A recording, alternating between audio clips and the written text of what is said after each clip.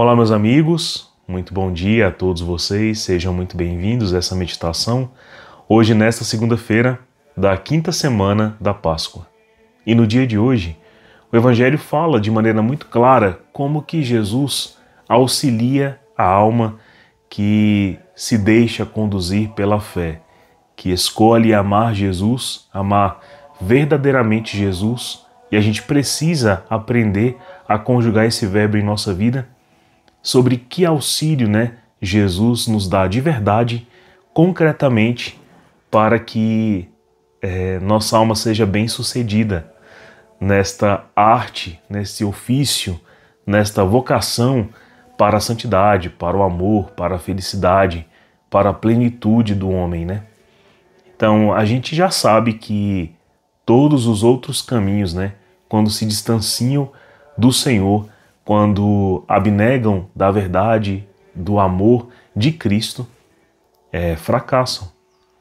Por mais que todo homem tenha no interior do seu coração o desejo de ser feliz, de alcançar a plenitude, de alcançar a graça, de conhecer e viver o amor, quando isso é distante de Cristo, ele não consegue, é impossível. Mas, e quando não? Quando a vontade do homem realmente é essa, Consumir-se no amor de Cristo, conhecê-lo, amá-lo, divulgar tal amor, viver nessa graça, nesta alegria, nessa beatitude, Como que o Senhor, então, auxilia esse coração a viver? Então, Jesus hoje fala sobre isso nesse evangelho tão belo, narrado em João 14, versículos de 21 a 26. Então, rezemos pedindo ao Espírito Santo que nos dê esse entendimento, que abra o nosso coração para essa mensagem, e que o nosso coração possa respirar, possa descansar, encontrar seu repouso em Cristo, que é um repouso ativo, mas um repouso feliz, que consegue enfrentar as adversidades desse mundo com mais clareza, mais sobriedade. Então rezemos, estamos reunidos em nome do Pai, do Filho e do Espírito Santo. Amém. Senhor Jesus, aqui estamos na Tua presença e vos pedimos a graça, Senhor, de mais vos conhecer por meio desse Evangelho, de ter um coração confiante, que se abre plenamente à fé e que sabe que nesse caminho, por mais que tudo pareça andar escuro, tenebroso, difícil, árduo, às vezes solitário, às vezes não, às vezes parecendo quase impossível, nós sabemos que o único caminho que realmente é salutar, sensato, mas também vitorioso, que alcança essa graça, é o caminho que nos leva a Ti, que nos aproxima da verdade, que nos faz conhecer Teu coração e estar em comunhão plena com a Tua vontade, tão bem manifesta no Evangelho, na doutrina, na Santa Igreja, tão bem executada pela ação do Espírito Santo em nosso meio, em nossa vida, em nosso coração. Então dê-nos, Senhor Jesus, esse coração que consegue se comprometer, mas de uma maneira muito esperançosa e muito feliz, muito coerente, muito incansável. Dai-nos essa graça, Senhor Jesus, de não desistir, para que o nosso coração não esqueça de onde colocou-se, de onde se confiou. Assim seja, por intercessão da Virgem Maria Santíssima. Ave Maria, cheia de graça, o Senhor é convosco. Bendita sois vós entre as mulheres, bendito é o fruto do vosso ventre, Jesus. Santa Maria, Mãe de Deus, rogai por nós, pecadores, agora e na hora de nossa morte. Amém. Então, o Evangelho está narrado em João 14, versículos de 21 a 26, e diz assim, Naquele tempo, Jesus disse a seus discípulos: Quem acolheu os meus mandamentos e os observa, esse me ama. Ora, quem me ama será amado por meu Pai, e eu o amarei, e me manifestarei a ele.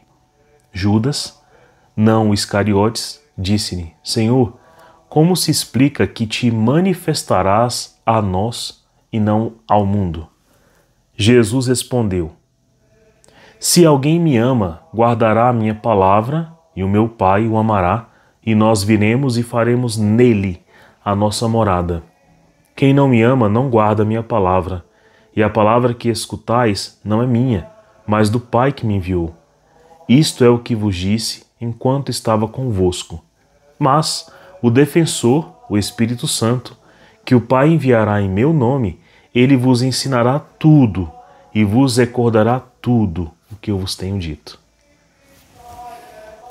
Bom, meus irmãos, de maneira muito clara, Jesus explica o que significaria esta graça, né, de que ele fala aqui, né? Porque a gente já falou sobre isso, que o que faz com que o homem que já inclinou a Deus, a sua razão, a sua vontade, né, os seus afetos também, as suas emoções, sua memória, tudo para Deus, acontece que esse homem, alcançando a graça diante de Deus, né, pelo perdão de seus pecados, do batismo, da confissão, da absolvição, estando com a alma ali em amizade com Deus, ele é socorrido por algo chamado graça, que faz com que esse homem, que antes era mortal, né, incapaz, não sábio, que tinha diversas inclinações e paixões que o inclinavam de maneira muito forte e contundente para o mal o tempo inteiro, e isso aumentava com os pecados e tal, que tudo isso foi escolhido pelo homem em não mais estar vigente na sua vida, né? E agora o combate desse homem, dessa mulher, é por não voltar ao velho homem, à velha mulher, né? Mas permanecer nesta graça, uma graça que é sustentada, né, pela própria graça de Deus. Então, quando Jesus nos pede que sejamos perfeitos, que amemos com o amor com que Ele ama, que sejamos como o Pai, misericordiosos como o Pai, que sejamos santos, que sejamos justos, né? Ele não fala sobre uma coisa abstrata. Ele fala sobre algo que vai além também do esforço meramente humano, né? Do exercício meramente humano, da vontade humana, do novo querer humano, de uma nova razão humana. Ele fala sobre algo dele, né? E isso é graça. É a graça que opera isso no homem, né? Vai corrigindo, aperfeiçoando mesmo. O homem e a mulher que creem verdadeiramente em Deus, eles acreditam que essa obra é capaz, que essa obra é possível, que o que Jesus alcançou na cruz pode aperfeiçoar o homem de verdade, de maneira muito evidente, né? E é por isso que a gente vê isso acontecer na vida de tantos santos e santas de Deus. Um dia desse, por exemplo, eu me impressionei e conheci, por obra da graça mesmo, né, a vida de um grande santo do nosso século, século XX, chamado São Rafael Arnaz. Ele que nasceu na Espanha e foi um santo alegre, coerente, sensato, feliz, ordenado a Deus, né? Teve uma educação cristã belíssima, assim. Seu pai e sua mãe tinham muito essa devoção pela santidade que o homem pode alcançar em contato com a graça. Eles meditavam em casa, né, juntos, sempre, sobre como que a graça operava neles de maneira muito pessoal para fazer com que eles pudessem crescer, pudessem amar mais a Deus, pudessem abandonar pecados e vícios. Então, é uma família de muitas virtudes, né? E São Rafael, nascido nessa família ali, na época da Guerra Civil Espanhola, né? Ele aprendeu muito com o pai e com a mãe a amar a oração, que é o lugar onde a gente entra em contato com essa graça, onde a gente aprende a fazer exatamente isso que Jesus fala aqui. Jesus chama no Evangelho aqui a graça dele mesmo. Então, o que é a graça? A graça é o próprio Deus, né? E Jesus fala de uma maneira muito clara aqui, ó, se alguém me ama, primeiro, guarda a minha palavra, porque essa palavra tem capacidade, né, de gerar em nós e aumentar em nós o primeiro dom, que é a fé. O primeiro dom teologal, que é a fé. E essa fé vai iluminando a nossa razão e impulsionando a nossa vontade, corrigindo ambos, né? Fazendo com que a razão, que era fraca, agora opere-se com força, porque a fé dada é como o próprio Deus, né? Que semeado em nosso coração, no entendimento do que Ele é, da sua natureza, da sua essência, da história de salvação, do que ele faz, do seu mandamento, da sua palavra, das suas obras, o homem conhece esse Deus. E esse conhecer, chamado fé, que também provém de Deus, é um dom de Deus, no homem vai operando essa graça primeira, né? De levá-lo à primeira virtude, que é a fé. Aí a fé vai precisando ser defendida por outras virtudes, como a fortaleza, a paciência, a temperança, o conselho de Deus, o temor de Deus, que é o temor de voltar à vida velha, né?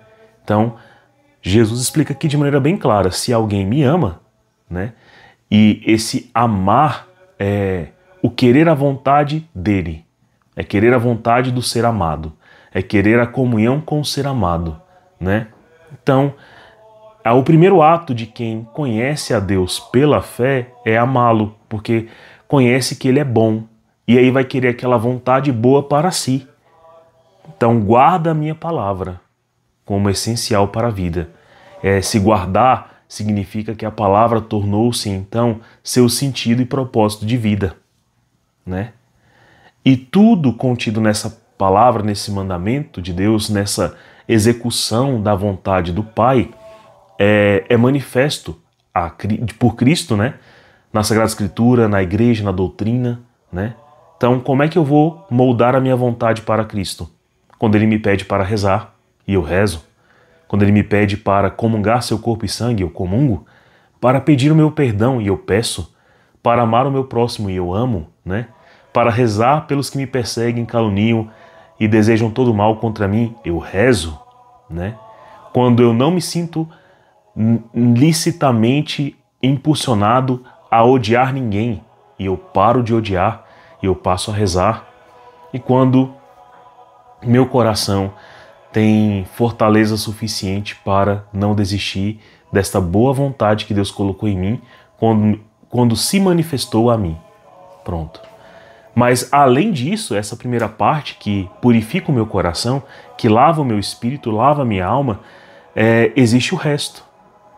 O Pai então passa a me amar, porque identifica em mim o Cristo que operou tudo isso pela fé e pela presença de Cristo em mim. E aí ele virá junto com Cristo e habitará em mim. E no final ele explica que essa habitação se operará pelo Espírito Santo, que é o nosso advogado, que é o nosso paráclito, o nosso defensor. E aí ele envia então esse Espírito que me potencializa para me unir a Deus. Essa é a segunda obra, que é a obra de me unir a Deus, me aperfeiçoar. A alma vai crescendo. Então os pais de São Juan eram devotos por isso, porque eles percebiam, anotavam e meditavam sobre como que a alma melhora. A alma realmente vive uma graça, e uma graça real que faz com que ela se santifique, ela mude. Mude nos seus afetos, na sua memória, nas palavras, nas ações, na conduta, na virtude, e essa virtude se expressa, ela se torna carne. Assim como Cristo tornou-se carne no ventre da Virgem Maria, também a palavra em nós, quando bem guardada e nutrida, como fez a Virgem Maria, né? E que acolheu tanto a palavra, que é o próprio Cristo, quanto a ação do Espírito Santo, que a envolveu do alto, né? Porque ela era santa. E aí a obra, né, ali foi grandiosa, por quê? Porque ela tinha afastado, né, não tinha nela nenhuma mancha do pecado. Deus tinha feito essa obra primeiro, para que o Verbo se encarnasse. A mesma coisa também vai acontecer em nós. Então, quanto mais eu acolher esta palavra no coração, como deve ser acolhido, como a Virgem Maria nos orienta, né, e acolhemos o Espírito, é necessário, então, que se afaste o pecado, porque senão o Espírito não consegue bem habitar. E aí, como é que o Pai e o Filho farão morada em nós? É por isso que Jesus, tão preocupado em morar em nós, em habitar em nós, né? Em fazer morada em nós pelo Espírito, por Ele mesmo, pelo Pai, ou seja, Deus, né? A Trindade Santa habitando em nós. Olha que coisa forte. Ele nos deu tantos sacramentos que por meio dele mesmo somos purificados do pecado. Tanto que nós não podemos comungar em pecado, né? Pecados veniais são perdoados ali até no início da missa, no ato penitencial, mas pecados mortais são perdoados pela confissão para que eu possa comungar Jesus, recebê-lo, se não é um pecado, né? Então, da mesma maneira que aconteceu à Virgem Maria, Deus quer operar também em nós, a fim de que uma vez habitando em nós, também seja carne, se torne verdade, se torne concreta a santidade em nós, pelas palavras, pelos atos, pelas obras, pelos milagres, por tudo, né? Aí o nosso amor será autêntico para amar o próximo. Você já escutou essa frase de que o amor que nós devemos dar aos nossos amigos e inimigos, né? Esse amor horizontal que acontece entre nós, homens e mulheres, ele precisa primeiro ser vertical. Então Deus me ama, né? Deus vem até mim, Deus se revela a nós, como Jesus explica aqui para Judas, né? Não Iscariotes, o outro, que ele vem, né? Manda o seu Espírito, amando-nos, ele manda a sua palavra, nos faz conhecer, desperta a fé, aumenta a vontade, a fé robusta ilumina a inteligência puxa a vontade para essa nova vontade que é de Cristo, Cristo então é amado, ele vem então e nos habita com o Pai e com o seu Espírito. Ou seja, a graça é o próprio Deus. E se eu não creio que Deus é concreto, que Deus é verdadeiro, eu nunca vou amar e também eu nunca vou sair da ineficácia. Porque todo homem deseja a felicidade, o bem, deseja a vida, deseja a plenitude. Mas essa plenitude só há em Deus. E o caminho então para ter sucesso nessa escolha, pelo bem, pela verdade, é ter Deus. O homem precisa ter Deus. Aí, tendo Deus, recebendo Deus verticalmente, eu amo, né? Eu amo a Deus e amo ao próximo, né? Num sentido semelhante ao da cruz, que é o que devemos carregar em nossa vida e não desanimar, né? Para sermos dignos do reino do céu. Esta é a cruz que devemos carregar, né? E o amor é uma decisão, é algo que Jesus nos possibilita pela graça dele mesmo, pela presença dele mesmo, mas é uma condição essencial para o reino dos céus. Não amar significará, então, jamais ir para os céus. São Felipe Neri tem uma história bem interessante, que ele costumava muito confessar e ministrar os sacramentos a moribundos, né? Pessoas que já estavam morrendo. E hoje eu vejo essa importância porque eu, como médico, atendo pessoas em cuidados paliativos que estão nos últimos momentos de vida, seja por câncer, por uma doença grave, com uma demência avançada, né?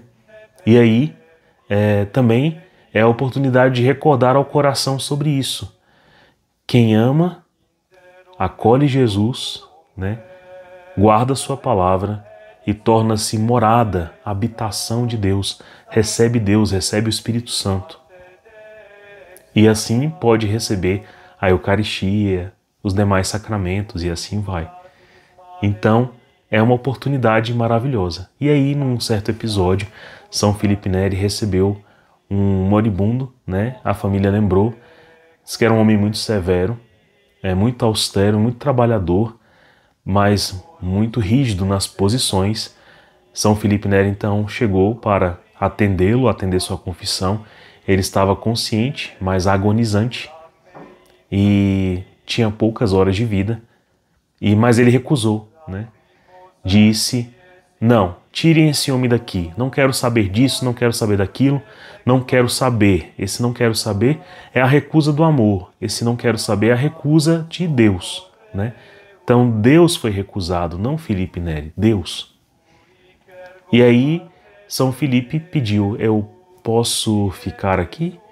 Pediu para a família, né? Só sentado, só para ver, né?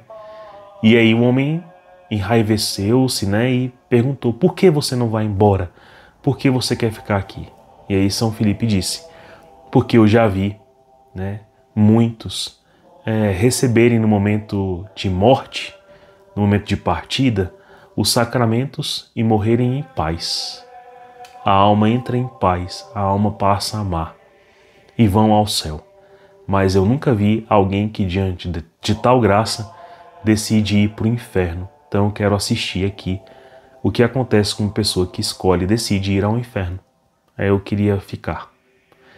Aí, diante dessas palavras, o homem se viu constrangido, não de uma maneira negativa, mas de uma maneira a avaliar que, de fato, ele tentou na vida, né, ter sucesso de diversas maneiras, mas não teve.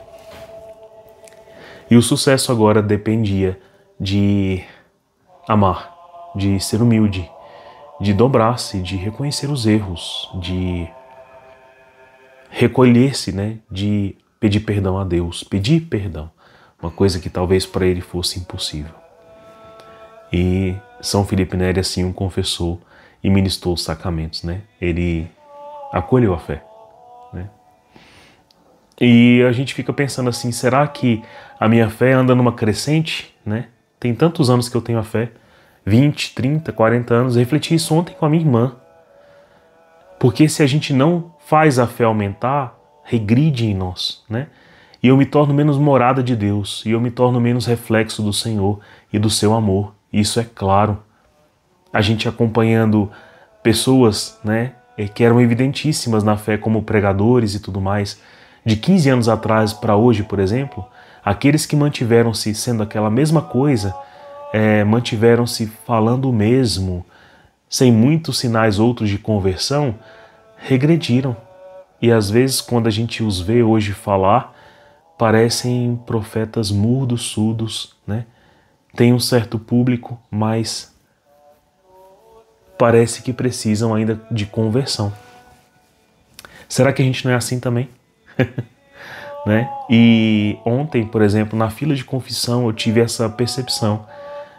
Uma criança, um jovem de aproximadamente 12 anos, ou 13 no máximo, perguntou ao pai se era possível comungar com o pecado mortal. Aí o pai falou, sim, não tem problema, você já está na fila da comunhão, não tem problema nenhum não. E aquilo cortou meu coração, né? Eu olhei assim, o menino olhou para mim, percebeu que eu estava que eu estava atento e perguntou, tio, é isso mesmo? Eu acho que eu ouvi diferente na comunhão, na catequese. Eu posso comungar com o pecado mortal? Eu falei, não, filho, de maneira alguma, mas muito obrigado por me perguntar. Não pode. Precisamos confessar. Você pode comungar se tiver pecados veniais que você se arrepende e no ato penitencial da missa você ofereceu por esses pecados. Mas pecados mortais não, filho, precisa confessar. Senão você ofende muito a Deus e comete um pecado mais grave ainda, de sacrilégio contra o corpo e sangue de Jesus. Ele agradeceu e eu percebi que o pai ficou emocionado. Por quê? Por que aquela emoção no olhar do pai? Eu acho que porque ele percebeu que ele tinha esquecido. Esquecido uma coisa que ele aprendeu lá atrás. Ou seja, a fé não cresceu e ela regrediu. E por que que São Rafael Arnaz me chama a atenção? Porque ele também, nos olhos de muitos, né, poderia parecer uma pessoa que não conseguiu muito sucesso, né, pessoal, de fé, de carreira, né? Então, sendo uma família muito religiosa, eles eram muito interiores. Então, não exibiam sinais de muito sucesso para o mundo, né? São Rafael era um artista, né? Ninguém viu suas obras, né? São Rafael fazia teatro, pinturas, né? Ninguém viu seus quadros. Ele fazia palhaçadas, piadas para os seus amigos, alegrou seus corações diversos, né? Ninguém sabe muito bem quais são todas essas piadas. Ele tinha um sonho de escrever um livro, não conseguiu, mas escreveu um diário espiritual que hoje é uma obra que a igreja tem cada vez meditado mais sobre o crescimento da alma e tem visto quanta coisa bonita tem ali. Ele também tentou ser um arquiteto ou engenheiro, arquiteto. Não foi um arquiteto renomado e também não chegou a concluir o estudo de arquitetura. Ele tentou ser também um monge trapista, né? mosteiro de cisternienses, mas devido a um diabetes e devido à incapacidade para seguir a regra de vida, e diabetes naquela época era muito difícil de tratar, a insulina muito cara, coisa que é corriqueira hoje, ele não pôde seguir tanto a regra e não se ordenou como trapista. Ele queria ser sacerdote, mas também não conseguiu concluir os estudos. Ele morreu jovem, ele queria ser longevo, tinha uma sede, uma alegria danada de viver e morreu jovem, acho que com 25 ou 27 anos, muito novo. Por piedade, por amor a São Rafael, o abade da época deixou que ele usasse por muito poucos anos de vida o hábito completo dos trapistas, né? Mas ele alcançou, pelos seus relatos se percebe isso, né?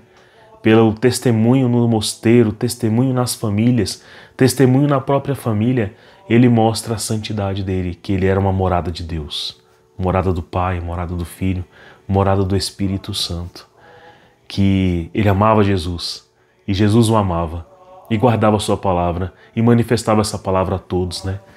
Eu fiquei muito feliz de conhecer São Rafael Arnaz, porque quantas coisas também eu não acabei, quantas coisas também eu não fui capaz de concluir, quantas coisas ficam pelo caminho.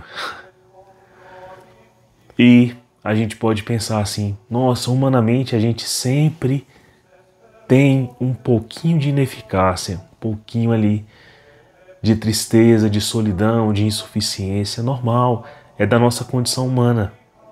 Eu choro por isso, mas eu me emociono muito mais com a graça, porque eu sei que Deus completa em mim uma morada para Ele. E que obra é maior do que essa? Né? Ser médico não é maior do que isso. Ser engenheiro não é maior do que isso.